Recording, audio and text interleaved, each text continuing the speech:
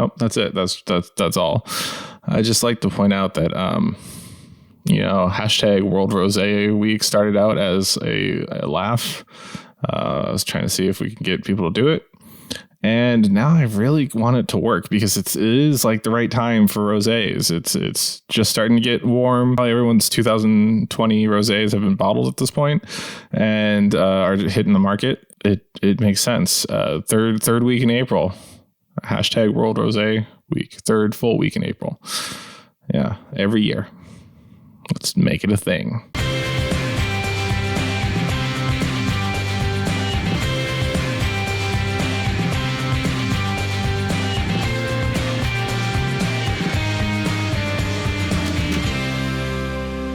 Welcome back to Rewind with bschwitty, because Heroes in a Half Shell. Today we are, I was halfway through writing a Rosé Facts episode and realized that I actually have a Rosé Facts episode from season 1. Rosé, all about rosés, I think, or maybe Rosé Basics. I don't remember exactly what it's called. Rosé Basics. It was called Rosé Basics. This is nearing my 1 year anniversary on Rewind. So this is week 51 out of 52 in season 1. We went past 51 or 52, but just the way we cataloged it, it was season 1, week 51. So we're going to just watch this and see if I can add anything else to the conversation.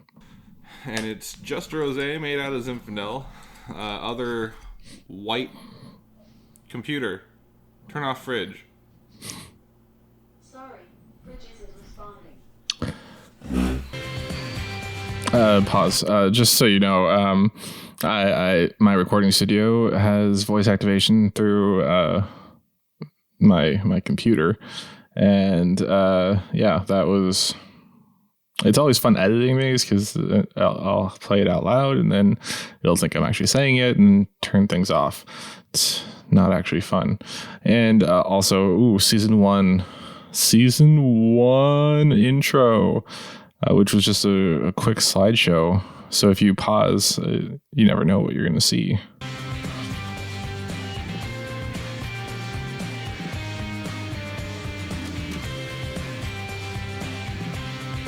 Ooh, and it's the full intro. Wow, this is a long one. I thought I cut it down. Rewind with bschwitty, because I can't exactly buy him a cat monocle, can I? It's pretentious.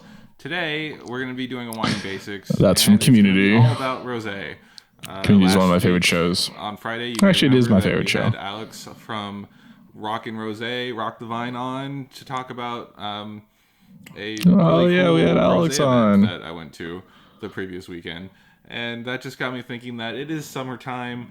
It's time for rosé. It's time to have, some beautiful pink wine, some blush, some... You can see the stack in the background of wines. When you don't want white. It's huge. You don't want red. Some rosé. I don't think I've made a dent. As I may have already said, rosé wine is sometimes referred to It's a Rewind as Factboard pink 1.0. wine, although not often, and blush for pale rosés. It can be any shade of pink, from slightly visible to pale red.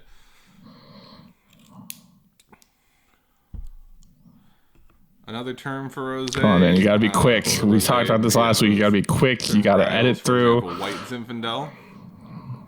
White Zinfandel came into fashion in California in the late 1980s. And it's just rosé made out of Zinfandel.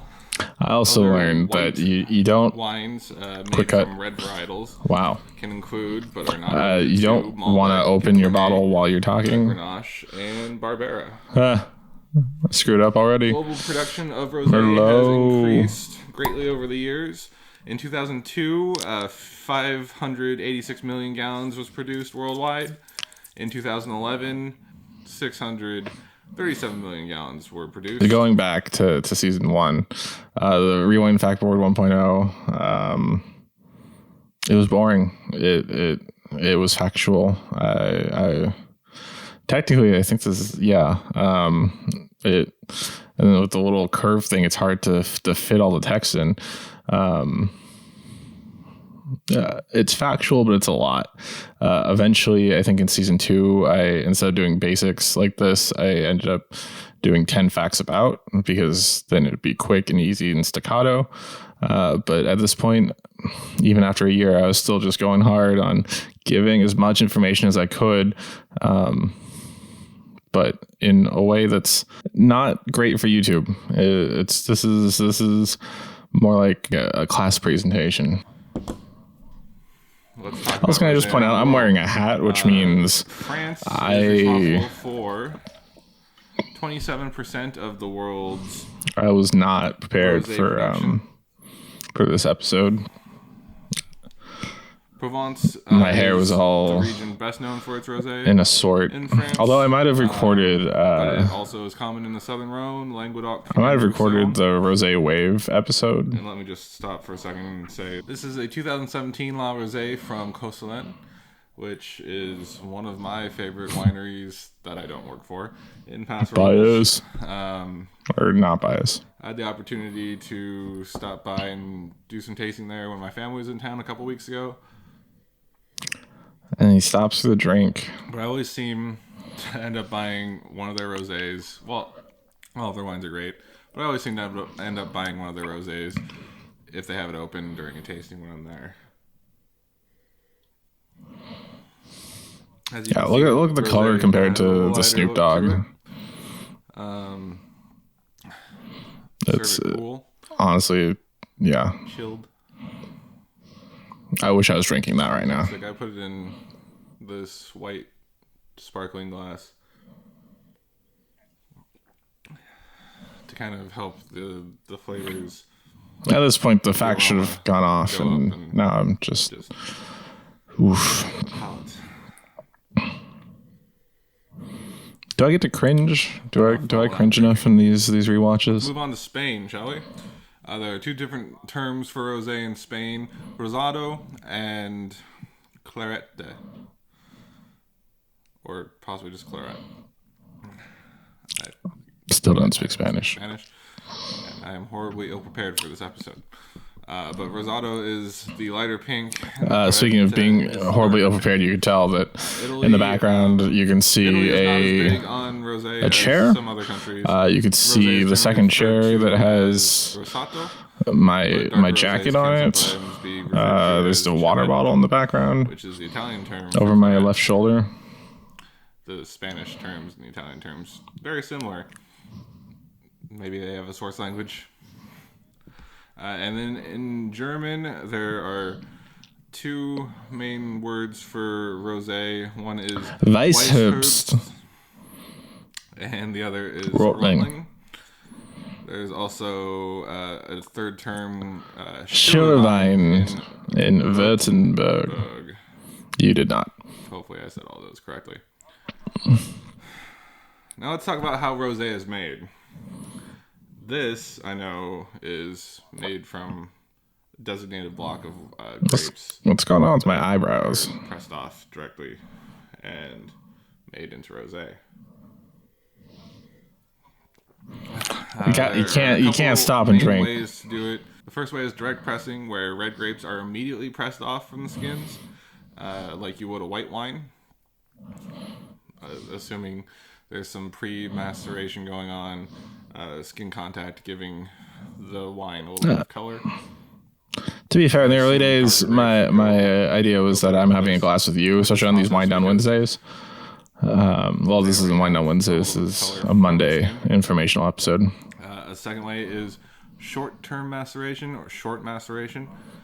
Red grapes are processed as if making red wine, but the juice is pulled from the skins either by pressing or draining once the desired color or anthocyanin has been extracted.